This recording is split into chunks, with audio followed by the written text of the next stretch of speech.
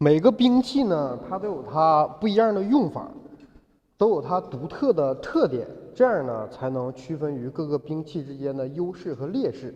拿我们这个八卦刀来讲，我们所熟知的刀嘛，无非就是劈、砍、扫等等等等。那么其实它还有它自己本身独特的用法。这个刀呢，它很长啊，比一般的这个单刀、小片刀要长很多。这个把的地方也很长。那么可能像苗刀一样啊，我们可以双手的去砍、劈等等等等。但其实还可以怎么用呢？用这个刀把怎么办呢？去挂。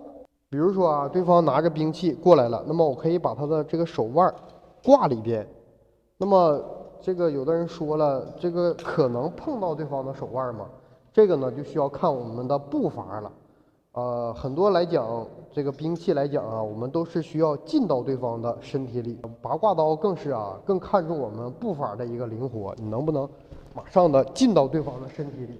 一旦你通过这个脚下的步伐走到对方的身体里来之后呢，你可以马上的这个胳膊把它挂过来，直接就把他的手腕给封锁到里边了。那么这个时候呢，直接我们这个刀一推，直奔对方的要害。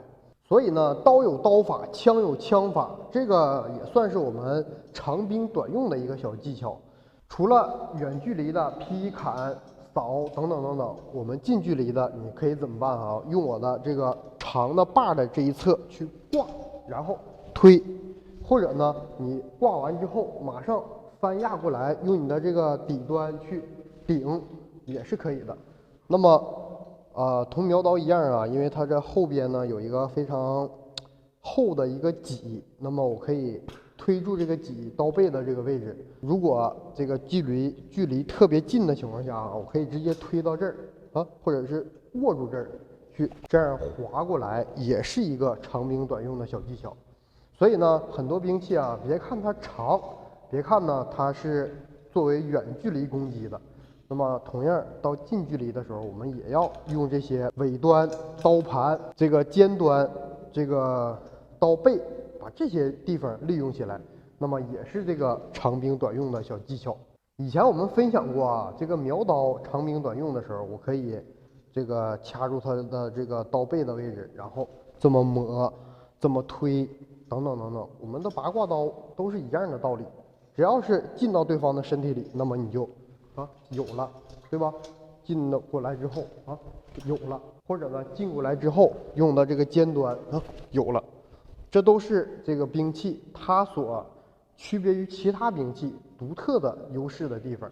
当然了，如果是我们在这个捧刀式的时候，这个把刀捧在自己的这个胸前的时候，也是一样的，它的刀柄是很长的，那么你可以利用这个刀柄直接把过来的兵器封过来，然后呢，这个刀背的位置贴紧你这个胳膊的这个位置，可以怎么样直接就用你的这一侧去划过来。那么划过来之后呢，你可以马上接过来刀，再一下，都是它所区别于其他兵器吧一些独特的用法。每个兵器呢都有它不一样的用法啊，这样呢才能凸显出兵器与兵器之间的区别。拿这个八卦刀来讲，大家以为的呢，它只是长，只是劈砍，其实来讲啊，它还有更重要的用法。